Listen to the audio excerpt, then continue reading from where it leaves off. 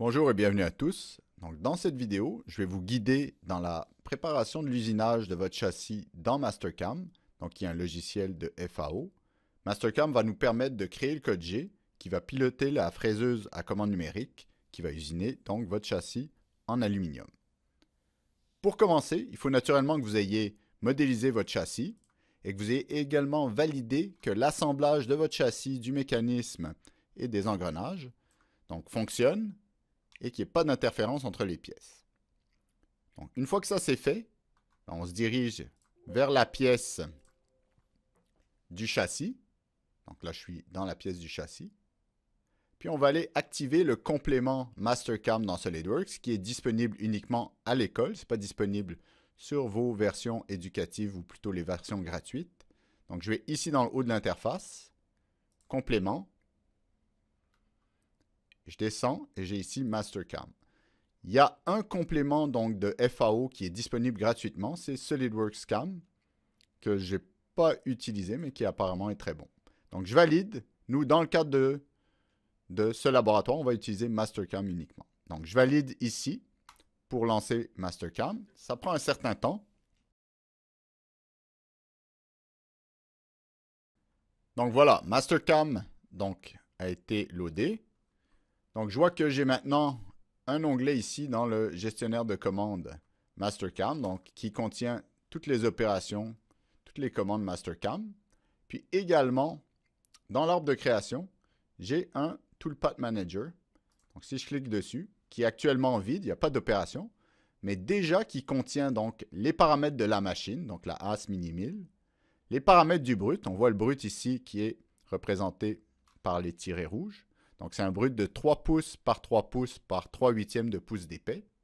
À ce sujet, c'est important tout de suite de vérifier que normalement, il faut absolument que vos flûtes ne dépassent pas la hauteur du brut. Sinon, on ne pourra pas usiner. Naturellement, c'est plus gros que la matière qui est disponible. Donc, maintenant qu'on a fait ça, on ne va pas tout de suite procéder à l'usinage, les opérations d'usinage. On va d'abord aller d'un côté de la modélisation. On va rajouter une esquisse pour mettre certains repères pour l'usinage. Donc, sur le plan de face, je vais créer une esquisse. Et je vais délimiter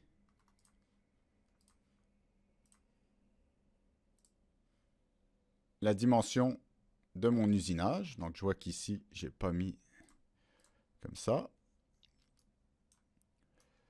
On va prendre ici, pour la construction, de ici jusqu'à ici.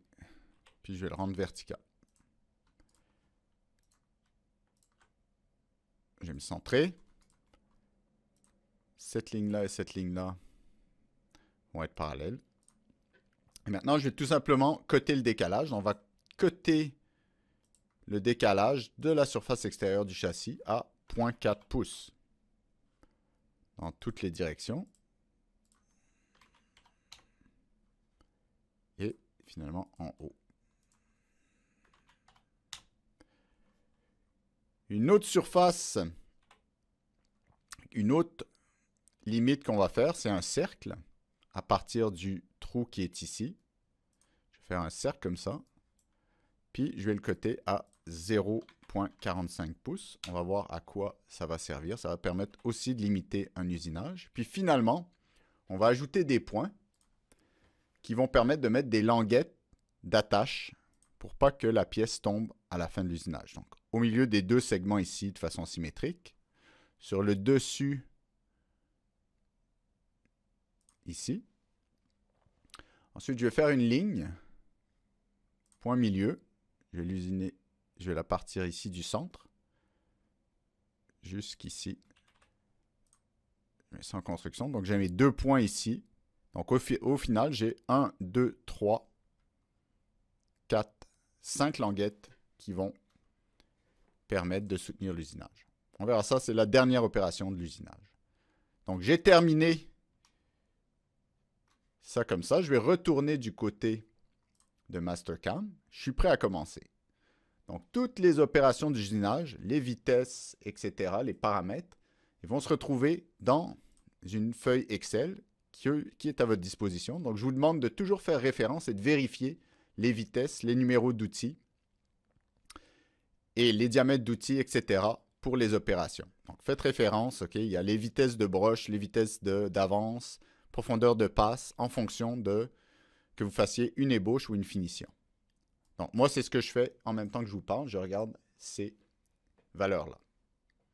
Donc, la première opération qu'on va faire ici, ça va être de venir usiner le dessus, ici, de mes flûtes et également les dessus de ces deux moyeux-là. Donc, pour faire ça, on va faire un perçage à la fraise. Donc, ça fait partie des Point Circle Toolpath. Je viens ici et je fais Circle Mill, perçage à la fraise. Je vais choisir les géométries, comme ça, extérieures, sur le dessus des géométries que je veux usiner. Je valide. Maintenant, je vais choisir mon outil. Là, je vérifie bien que j'ai bien un Circle Mill. Ici, je prends l'outil numéro donc 6, la fraise 316. Là, on va changer la vitesse en fonction du tableau. Je vois que Circle Mill, je vais aller à 20 pour l'ébauche. Et 6000 ici. Bon, il l'a déjà pris, oui. Par contre, verticalement, la descente se fait à 10. Descente verticale. Ensuite, je vais vérifier donc mes paramètres de coupe. Donc ici, je vois que j'ai une compensation qui est gérée par l'ordinateur, c'est parfait. Mais ici, je vais faire un petit artifice pour être capable d'élargir un petit peu la taille de mon usinage. Je vais mettre une paroi négative de 0,1 pouces. Si vous ne faites pas ça, ça ne marchera pas. Donc attention, j'accepte, ça devient rouge. Roughing. Donc les passes entre chaque, la matière que je mange entre chaque passe, ça va être 15%, c'est en pourcentage ici, 15% du diamètre de la fraise. Z-clearance, je vais laisser ça à 0,1, on pourrait le diminuer, mais bon, c'est pas nécessaire. Finishing, par contre, on va l'éliminer. On n'a pas besoin de beaucoup de précision pour cette opération-là. Ensuite, tout le reste, c'est bon. On va tout de suite aller à Linking Parameter qui va déterminer donc les différentes hauteurs de l'usinage. Donc, la profondeur finale de l'usinage, on va déterminer en fonction des sélections. Donc, on a toujours pris le dessus des surfaces à usiner, donc de façon incrémentale par rapport aux sélections, ça va être 0. Le dessus du brut, lui, on sait que par rapport à mon repère sur le sol, le brut faisant 3,75, donc 3/8, ben je vais mettre absolu ici. Puis, le plan à partir duquel les vitesses vont passer de vitesse rapide pour les déplacements à vitesse donc d'avance, je vais mettre ça à 0,4. Donc, un peu au-dessus. Par sécurité, je décoche ça. Je n'ai pas besoin dans cette opération-là de ça. Et je valide. Donc, j'ai mes opérations ici de Circle Mill, comme ceci. Je peux, avec ce bouton-là, régénérer si j'ai besoin l'opération, mais là, elle est correcte. Et ici, je vais vérifier, donc je vais simuler l'opération. Donc, je clique dessus.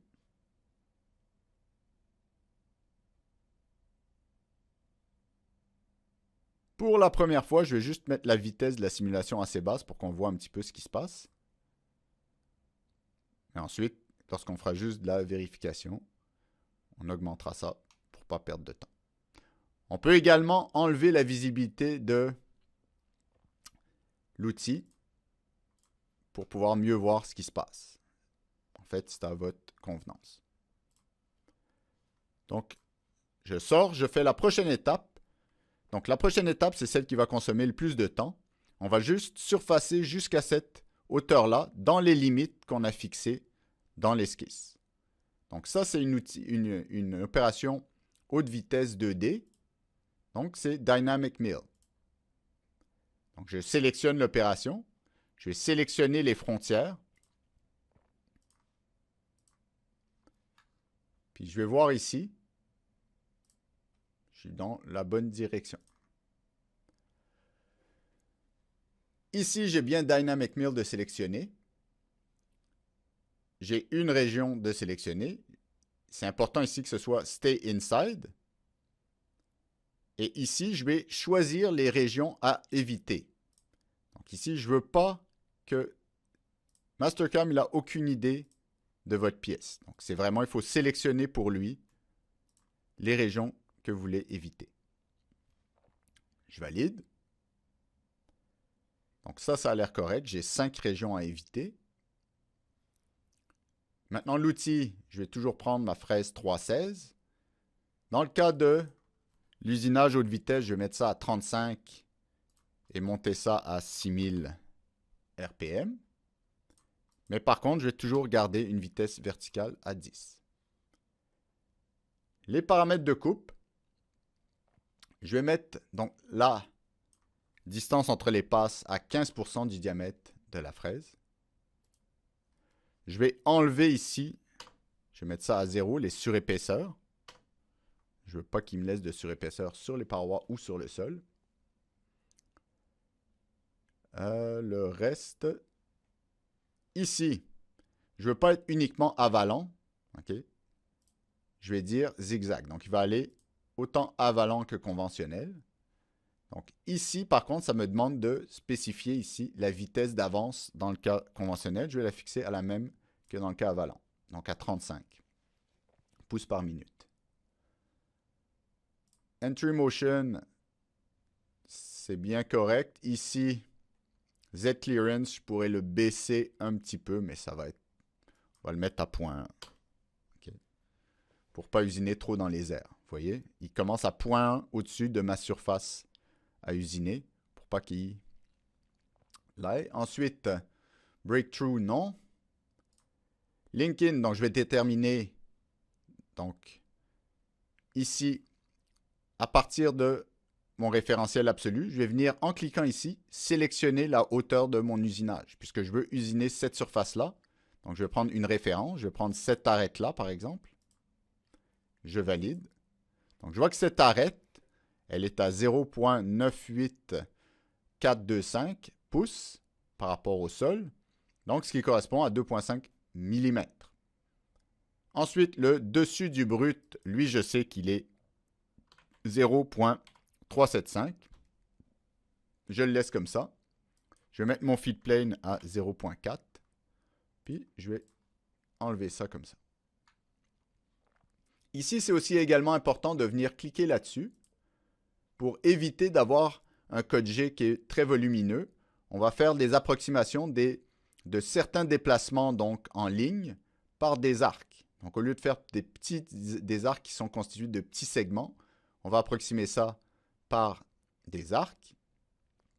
Dans le plan XY, puis là, ici, je vais venir prendre le curseur, puis je vais le mettre jusqu'à ce qu'on atteigne 50%.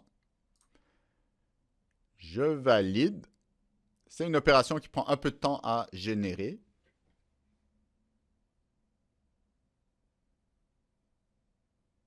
Donc, voici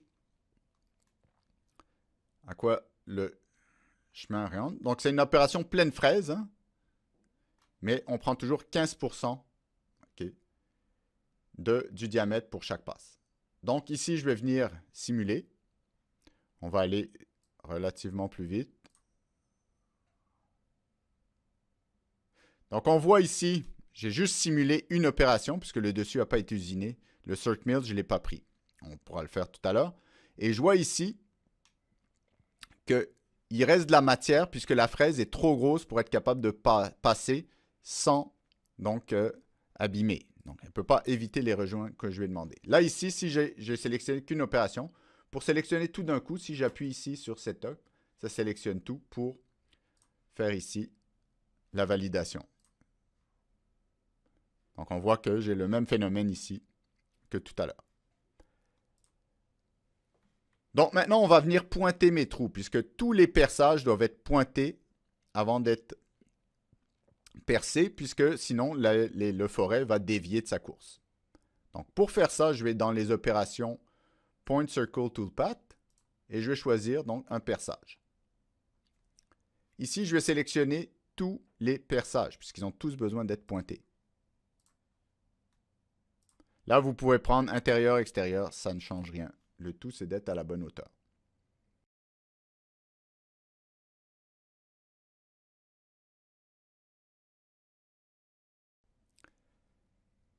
Toolpath, c'est bien drill. Tool, je vais choisir le spot drill, donc mon forêt à pointer. Numéro 5. Ici, je vais réduire ça à 5 pouces par minute. Je vais conserver 1500. Tout est correct. Dans Cut Parameter, donc c'est bien drill. Et je vais lui rajouter une petite temporisation en bas de 0,5 secondes. Tout simplement pour que la marque se fasse correctement. Dans les hauteurs, donc je sais que par rapport à mes sélections, le bas de l'usinage va être à moins 0,01 pouces. Donc je vais avoir une toute petite marque au milieu. Le top of stock, ça va être à 0 incrémental. Ça, je vais mettre ça à 0,05 et 0,45. Tout est correct. Je valide. Donc, ici, je vais juste regarder cette opération-là. Donc, les perçages. En jaune, j'ai mes déplacements haute vitesse. Et puis, lorsque j'atteins mon plan, je vois qu'en bleu, j'ai les perçages. Donc, on voit que ce n'est pas des perçages profonds, puisqu'ils s'arrêtent juste à la surface, là. 0,01 en dessous de la surface. Donc, on va valider ça.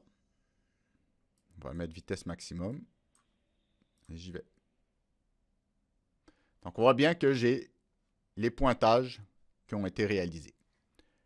On poursuit. Maintenant, avant de percer, je vais profiter du fait que mes cylindres sont pleins pour venir les contourner. Ils sont bien rigides, je vais venir les contourner puisque ces cylindres, eux, vont accueillir les engrenages et je veux qu'ils soient vraiment bien précis pour qu'il n'y ait pas de jeu et que ça tourne bien.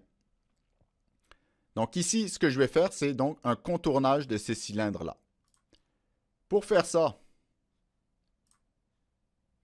je vais venir dans les 2D Toolpath, choisir Contour. Comme géométrie, je vais sélectionner la base des 3 flûtes. Et là, c'est important de vérifier la direction.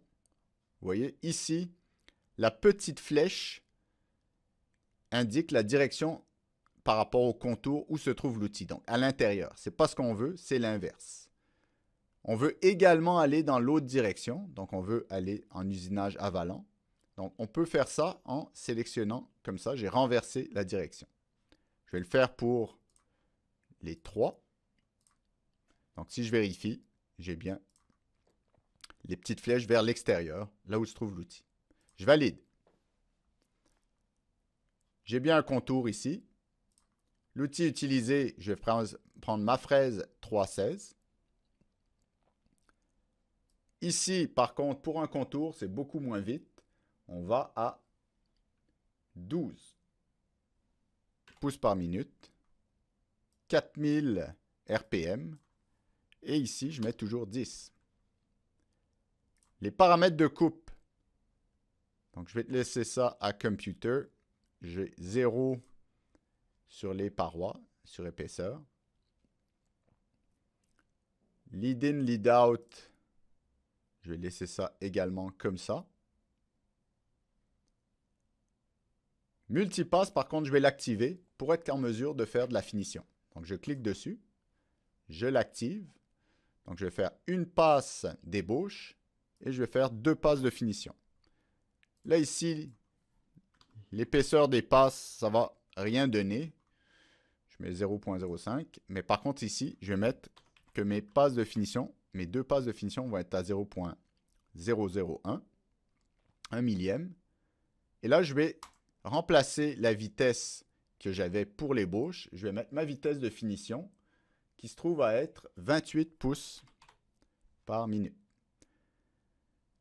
Ici, je vois que la finition elle va se faire donc à la profondeur finale.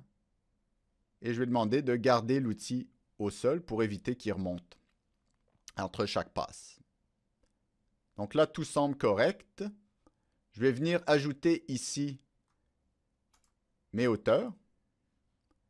Donc là, ici, par rapport à mon usinage, toutes mes sélections, elles correspondent à la hauteur finale de la profondeur de l'usinage. Donc ici, je vais mettre incrémental et je vais le mettre à 0. Ensuite, top of stock, je vais le laisser comme ça. Feed plane, je vais le laisser à 0.4. Puis, je peux éliminer ça comme ça. Donc ça, c'est en grandeur absolue par rapport au sol. Par rapport à mon origine, pardon. Donc, je pense que ça a l'air correct. J'ai bien fait ça. Donc, on voit ici que j'ai 3 contours, une ébauche et 2 finitions. Pleine fraise, comme ceci, et que je remonte, pour les déplacements rapides, je remonte au-dessus du brut. On va valider ça.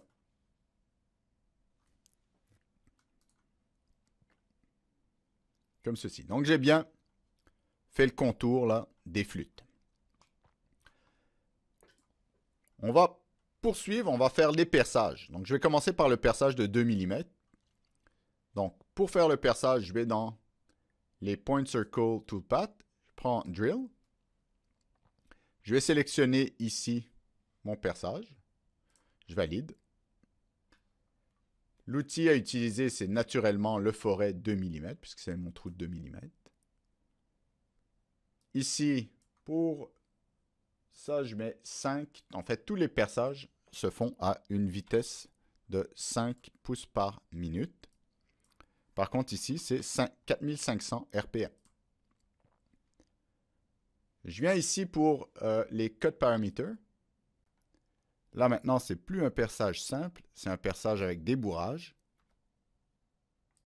Peg drill, donc où on va venir remonter tous les...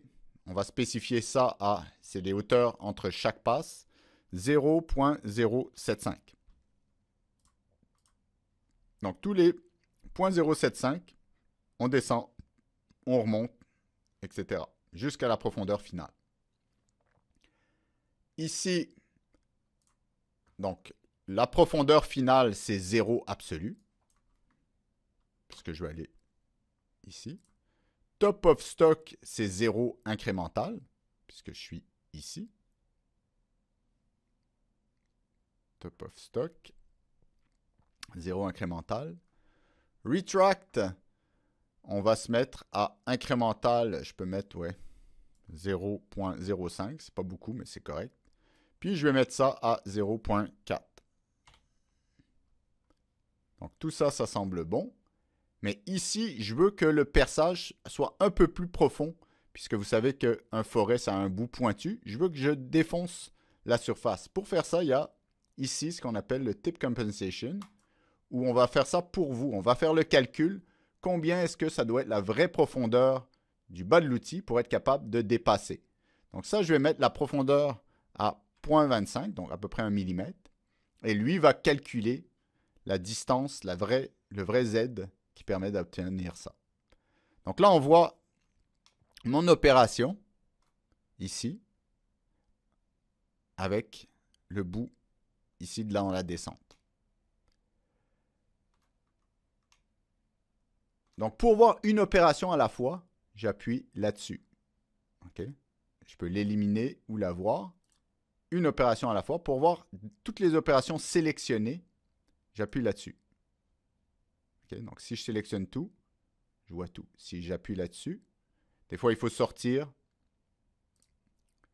OK. Là, j'ai tout sélectionné, donc c'est normal que tout s'affiche. Je valide rapidement mon perçage. Voilà. tout est correct. Mon perçage a été effectué correctement. Je ferme ça.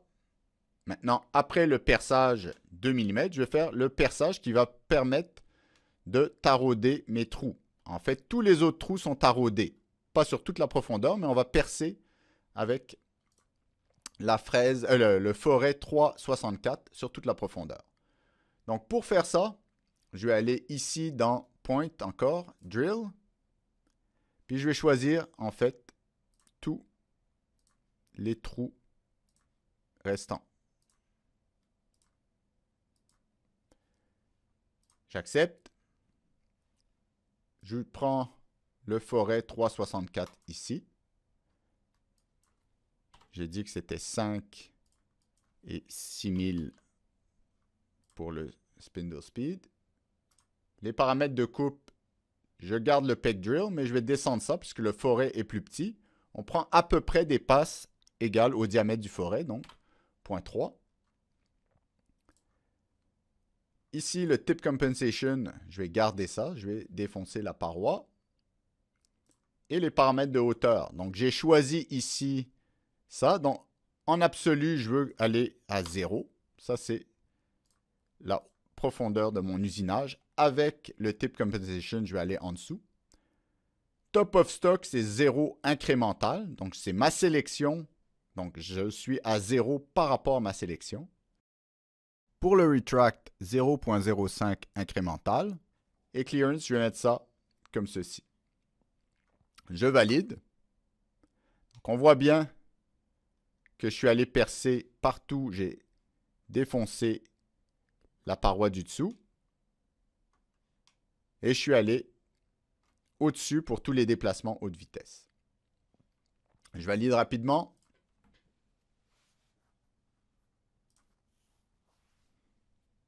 Comme ceci. Donc, tous mes perçages ont été réalisés. Par contre, ici, pour les flûtes,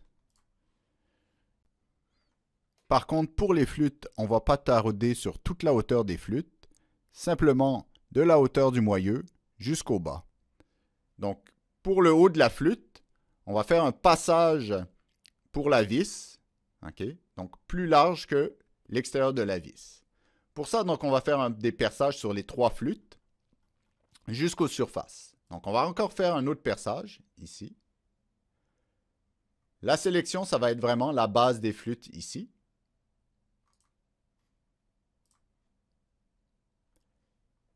L'outil, ça va être le forêt numéro 52. J'ai 5 ici, 6000 ici. Les paramètres de coupe, je garde ça comme ça. Ici, je sais que mon 0, ça va être incrémental à 0, puisque c'est la surface. Je vais enlever la compensation. Je ne veux pas aller plus bas que ça. Je reviens ici. Donc, c'est mon 0. Top of stock, ça va être 0.375. Retract, je vais mettre 0.4. Et puis, j'enlève ici clearance, puisque je suis déjà à 0.4. J'accepte.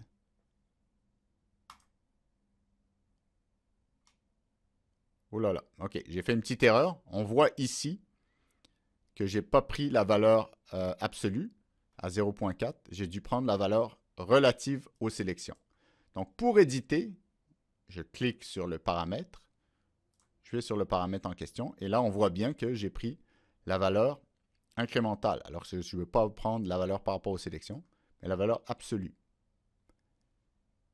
Donc, ici également, top of stock, c'est la valeur incrémentale, alors que je veux la valeur absolue.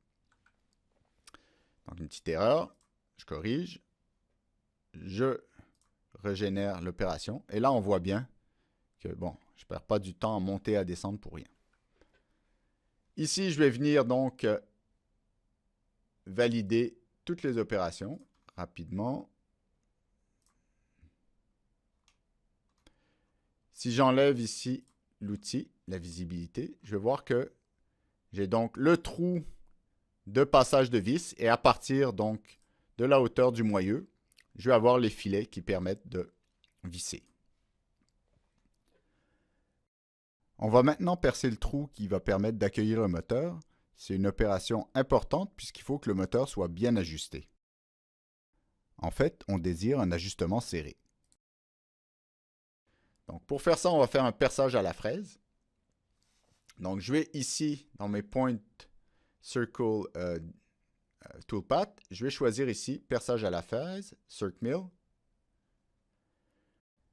Je vais choisir le dessus du trou et je valide.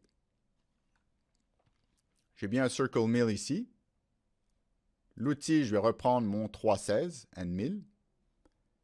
Le perçage à la fraise, lui, il se fait effectivement à 20 et 6000 et 10 d'avance verticale. Dans les paramètres de coupe, ici, je vais enlever le... Je ne veux pas mettre de surépaisseur négative. Je ne veux pas plus gros que ce que j'ai. Je veux exactement la bonne dimension. Ensuite, je vais avoir le roughing. Je ne touche pas à ça non plus. C'est correct. Maintenant, le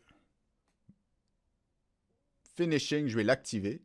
Je vais faire plusieurs passes. Donc, je vais faire une passe de semi-finition et une passe de finition. Donc, je vais mettre ça à 0.005 et 0.001. Ici, je vais remplacer dans les deux cas la vitesse à la vitesse donc de finition, donc qui est de 28. Je laisse l'outil en bas et j'ai remplacé les deux vitesses. Maintenant, la profondeur, ça je le fais d'un coup. Ensuite, breakthrough, je vais demander à aller à 2.5 en dessous. Linking parameter, donc je vais fixer, j'ai pris ça en absolu, c'est mon 0. Donc la profondeur, c'est le dessous de ma pièce, 0. Je vais aller plus bas naturellement avec le breakthrough. Le top of stock, ça va être mon 0 incrémental, parce que j'ai pris ici le cercle qui est sur le dessus. Puis le feed plane, je vais mettre, disons, 0.1. Puis pour les mouvements, je vais mettre 0.4 pour être au-dessus de tous mes flûtes, pas avoir de problème. Je pense avoir tout fait correctement, je vérifie. Donc j'ai effectivement, je fais la descente et puis mes passes de finition comme ceci. Donc maintenant j'ai fait ça, je vais venir passer l'alésoir avant de faire les autres opérations. Pourquoi je fais ça maintenant? Donc je sais que je fais peut-être pas les opérations dans l'ordre le plus optimal au niveau de la vitesse, mais je profite du fait que je suis encore rigide, je n'ai pas enlevé toute la matière pour faire certaines opérations. Donc c'est plutôt ça qui va guider le choix de l'ordre des opérations, plutôt que de savoir est-ce que j'utilise toujours le même outil puis je fais toutes les opérations avec le même outil. Ça irait plus vite, mais donnerait probablement de moins bons résultats. Donc ici, je vais passer l'alésoir. Donc pour faire ça, c'est encore un perçage. Je vais aller sélectionner l'arête ici. Donc c'est un perçage. Je choisis l'outil qui est l'alésoir, donc le rimmer. Ici, j'ai une vitesse de 43. C'est très élevé. Et ici, j'ai quand même quelque chose qui est assez lent. Donc 850 RPM. Donc ici, cut parameter, on va remplacer ça par tout simplement drill. Puis on va mettre le dwell, on va le conserver. Tip compensation, on va en mettre un. On va mettre un peu plus agressif que ça. En fait, ce qu'on va faire, on ne va pas le mettre là. Okay, on va aller directement mettre ça dans le linking. Donc, je sais que de façon absolue, mon trou, il est à 0, mais je vais le mettre à 0-0.1. Donc, je vais descendre plus bas de 0.1 par rapport à la surface du dessous de ma pièce. Top of stock incrémental, c'est 0, d'après ma sélection que j'ai faite en haut. Puis mon retract, c'est 0.4. Donc, si je valide, je vois que je descends ici. Ce que je pourrais faire, là, je vois que je suis en avance lente à partir de ça ici. Donc, je pourrais aller un peu plus vite. Donc, je vais venir ici, dans les linking parameters. Je vais mettre ça en incrémental à 0.1. Et je vais mettre le clearance à 0.4. Donc là, mon opération est barrée. Il faut que je la régénère. Je viens ici. Je simule. En fait, je vais simuler tout. Là, j'ai juste sélectionné une opération. Je vais tout simuler.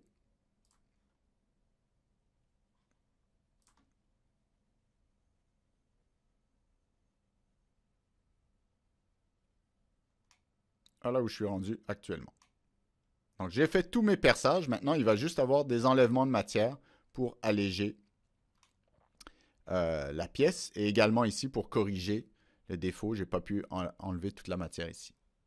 Si je regarde uniquement ma dernière opération avec la lésoir, là maintenant, vous voyez que je descends à haute vitesse, puis ça accélère un petit peu les choses. C'est peut-être pas très bon pour le cœur des gens qui vont surveiller, mais ça accélère les choses.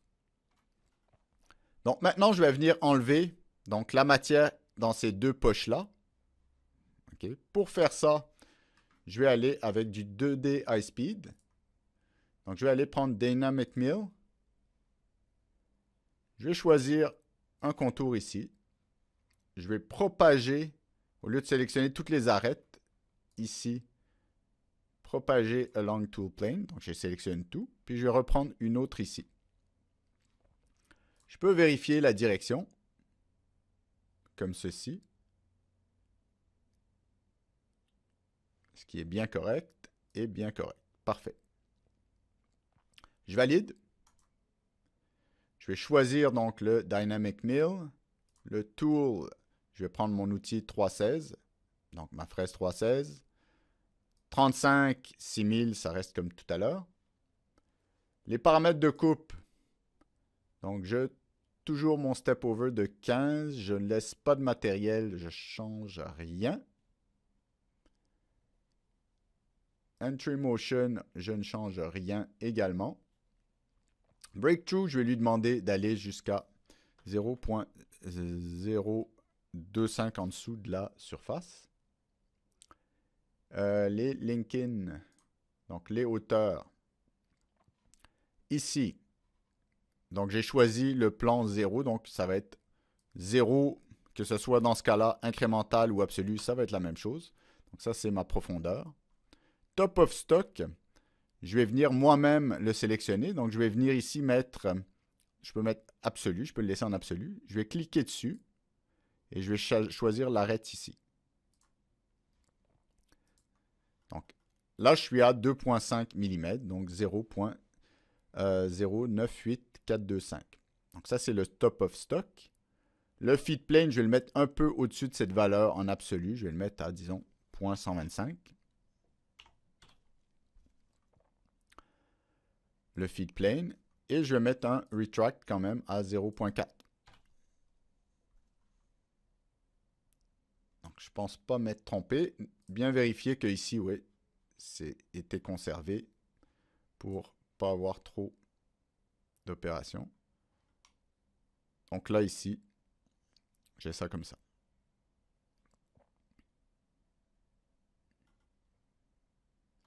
On peut simuler le tout.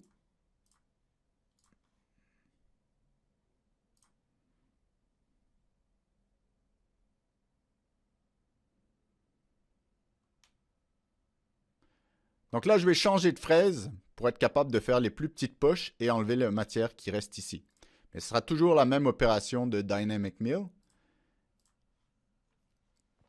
Donc là, ici, je vais prendre, je suis obligé de le faire en 2 fois par contre, parce que ce n'est pas sur les mêmes plans, les mêmes hauteurs de plan. Donc, je choisis ça ici. Ensuite, je suis en Dynamic Mill. Je vais prendre ici l'outil, je vais changer maintenant pour le 1.8, donc ma fraise 1.8. Elle, la vitesse en Dynamic Mill, c'est 25 pour une vitesse de broche de 6000. Par contre, je conserve 10 de plunge rate. Les paramètres de coupe, eux, ne vont pas changer. C'est toujours 15% de l'outil. Tout ça, c'est bien. Entry motion, non plus, ça ne change pas. Breakthrough, ça ne change pas. Link-in, là, ça dépend en fait. Je me souviens plus ce que j'ai fait. Qu'est-ce que j'ai choisi. Donc, pour savoir qu'est-ce que j'ai choisi, je peux aller ici. Et je peux regarder la région que j'ai choisie. Donc, c'est bien le dessous ici. Donc, ça me rappelle que donc, mon 0, okay, c'est absolu. Donc là, ici, j'ai mis donc 0 absolu pour la profondeur, mais j'ai aussi un breakthrough qui va me permettre d'aller un peu en dessous. Donc maintenant, top of stock, c'est la valeur de tout à l'heure. Si on veut s'en assurer, je peux aller ici. Mais vous allez voir que la valeur ne change pas en absolu. Je garde la même valeur également ici, puisqu'en fait, c'est les mêmes opérations. Hein. Que ces pochettes-là ou celle-là, c'est exactement la même opération. Puis le retract comme ça. Arc filter reste comme ça. Donc, je vois que ça a effectivement fonctionné. Puis, je suis un petit peu en dessous à 0.025. Maintenant, le dernier, pourquoi j'ai fait un cercle ici, c'était pour contenir mon 2D high speed. Donc, plutôt ici, Dynamic Mill. Donc, je vais choisir maintenant ce cercle-là. Et je regarde que c'est bien à l'intérieur. Je vais dire Stay Inside de ça. Parfait. Par contre, ici, je vais choisir les deux. Je vais revenir rapidement. On va regarder. Je suis allé un peu vite. Je choisis ces deux géométries à éviter. Donc, je vais aller ici sur Avoidance. Puis, j'ai choisi les deux géométries. Je valide. Donc, maintenant, j'ai deux géométries évitées et je reste à l'intérieur. OK, comme ça. J'ai bien mon Dynamic Mill. Je prends l'outil numéro 7, la fraise 1.8. Je ne change pas les paramètres de coupe. Ça n'a pas changé également. Breakthrough non plus. Entry motion non plus. Par contre, ça ici, il y a un petit peu de différence. Puisque là maintenant, mon 0, il faut que j'aille le sélectionner. Puisque ma sélection, ça a été le cercle qui était sur le fond de la pièce. Donc, je vais aller sélectionner ici mon 0, qui est ça. Donc, le 0, maintenant, c'est 0.0985 en absolu.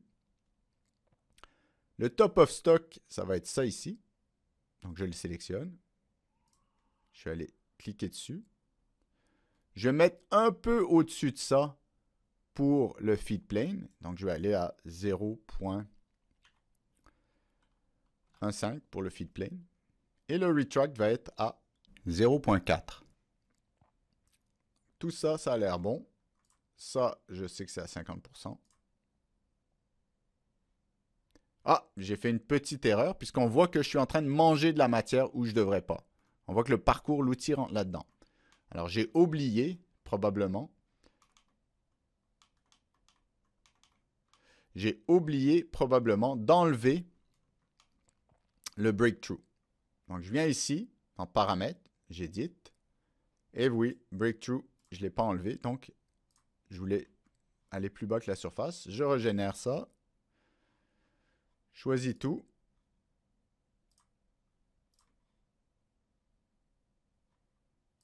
Je valide.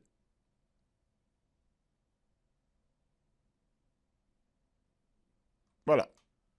Maintenant, il va me rester une seule étape à faire. C'est le contournage ici de ma pièce. Et comme je vous ai dit, si je contournais, tout simplement, sans laisser des languettes, ben, la pièce tomberait, puis serait abîmée, mais probablement détruite. Okay? Donc, ce qu'on va faire, c'est qu'on va prendre l'outil de contournage, ou plutôt l'opération de contournage. Je vais donc dans 2D Toolpath. Je vais prendre ici Contour. Je vais sélectionner une arête. Déjà, c'est la propagation est déjà actionnée. Donc, il fait tout de suite le tour comme ça. Ensuite, je regarde, est-ce que je suis bien orienté? Et là, je vois que non. Okay? Donc, il faut que je change ça en faisant comme ceci. Donc là, je tourne avalant. Je suis bien orienté. Maintenant, une autre chose qui est importante, c'est que je peux déterminer avec ces flèches-là le point de départ. Vous savez que ici, à ces points-là, je vais mettre des languettes. Donc, je vais partir au milieu ici. Donc, de ici, entre ces deux points-là. Donc, pour faire ça, je vais aller dans l'autre sens, pardon. Voilà. Donc, mon point de départ, on va le mettre à mi-chemin entre ces deux points-là. Ce point-là et ce point-là. Donc, je commence ici et je valide. Donc, l'outil, on va prendre ma fraise 316. Pour le contournage, j'ai effectivement 12 comme vitesse d'ébauche.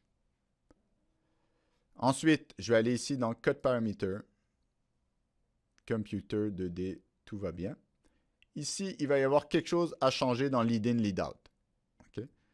Si jamais je ne viens pas ici donner une hauteur de rampe, ben, il va rentrer verticalement dans la matière pour commencer son usinage. En donnant une longueur de rampe ici, une hauteur de rampe, je vais donner, disons, 0,75. Puis je vais augmenter le rayon du départ ici pour qu'il ait plus de temps pour rentrer dans la matière plutôt que rentrer verticalement brutalement. Donc je vais donner 100% du rayon. Donc je vais faire ça. Ici, je vais utiliser un breakthrough, toujours 1 mm environ. Puis je vais utiliser des multipasses pour pouvoir contourner et faire une finition. Donc ici, je vais utiliser une passe de finition uniquement. Et ouais. Ça va être correct comme ça. On va faire une passe de finition. Donc, je change la vitesse ici. Final, keep tool down, c'est parfait. Également, je vais ajouter mes languettes, mes tabs. Donc, je vais activer l'outil tab. Puis, je vais les faire manuellement. On peut le faire automatiquement en choisissant le nombre de tabs. Moi, je vais le faire manuellement. Puis, je vais aller les sélectionner. Donc, je vais dire, je veux ce point-là, ça, ça. Et le dernier point ici, on ne le voit pas bien, comme ceci. Accepte. Puis, je vais dimensionner mes tables. Donc, je vais dire à peu près 0,1 pouce. Puis, je vais laisser ça à 0,02 pouces de hauteur. Pour les profondeurs, je viens ici. Donc, 0 absolu, c'est ma profondeur. J'ai un breakthrough que j'ai mis, donc ça va être correct. Top of stock, ben, dans ce cas-ci, je vais le prendre, je vais le choisir. On va prendre encore cette arête. Je vais déterminer par rapport à cette arête 0,125, ça va être la vitesse donc de feed qui va commencer à partir de là. Et je vais mettre à 0,4 ici pour la hauteur de retract. Je crois que tout est bon, on va le vérifier. Non, c'est pas bon. Donc, ce que j'ai fait ici, c'est que je fais toute la hauteur d'une passe. Donc, c'est pas bon. Il faut faire en plusieurs passes, sinon je vais tout arracher. Donc, ici, je vais aller ici dans Multipass. Depth Cut. Et là, je vais l'activer. Puis, je vais spécifier la profondeur de passe verticale, 0,05. Je vais dire Keep Tool Down. Tout a l'air correct. Donc, je régénère. Là, vous voyez que je le fais en 3 passes. Avec des incréments de 0,05 pouces entre chaque passe. Comme ceci. Et en plus, à la fin, normalement, à la dernière passe, vous voyez que je viens faire un contournage de finition. Pour être sûr que la surface soit bien belle. Donc, je vais simuler le tout.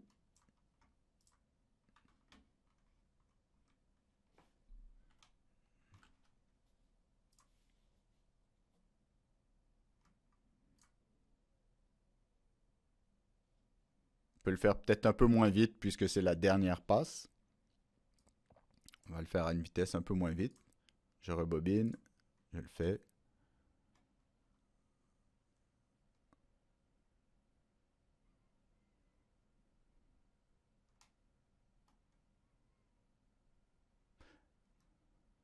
Donc là, on voit bien, oh, ici j'ai un petit problème. Donc ça, c'est bien que j'ai vérifié ça. J'ai un petit problème, il y a un tab qui n'a pas été mis au bon endroit. En fait, je sais ce qui s'est passé. Donc on va aller corriger ça tout de suite. C'est que c'est la position des tables. Donc ça sert à quelque chose, la simulation, on peut voir ça. Donc dans les paramètres, je vais aller dans mes tables. Et ici, je vais lui dire à midpoint. Donc ça va être mon choix de point milieu. Si je régénère et que je vais resimuler, mais là on va aller vite là cette fois-ci.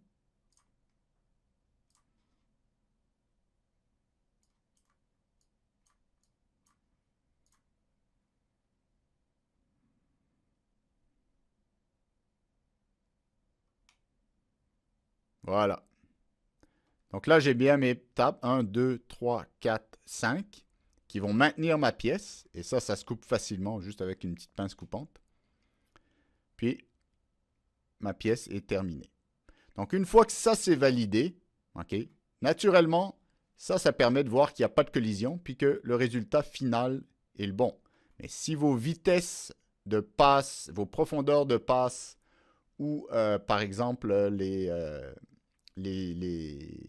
vitesses de rotation ne sont pas bonnes, ben ça, on ne peut pas le voir à la simulation. Une chose qu'on peut voir, c'est si je rajoute ici le workpiece, donc ma pièce originale, je peux voir à quel point on voit ici que la fraise n'a pas parfaitement collé à la réalité. Donc maintenant, une fois que ça c'est fait et que c'est validé, non pas seulement en simulation, mais vous avez vérifié toutes les vitesses avec le tableau qui était fourni ici. Une fois que c'est fait, vous pouvez générer le code G tout simplement en sélectionnant tout. C'est déjà tout est sélectionné, donc je clique là-dessus. Je sélectionne tout et je vais ici sur Post, donc Post Process. Donc je sélectionne la machine, tout est bon. Je lui donne le nom, démo, enregistré. Moi, j'avais déjà le fichier.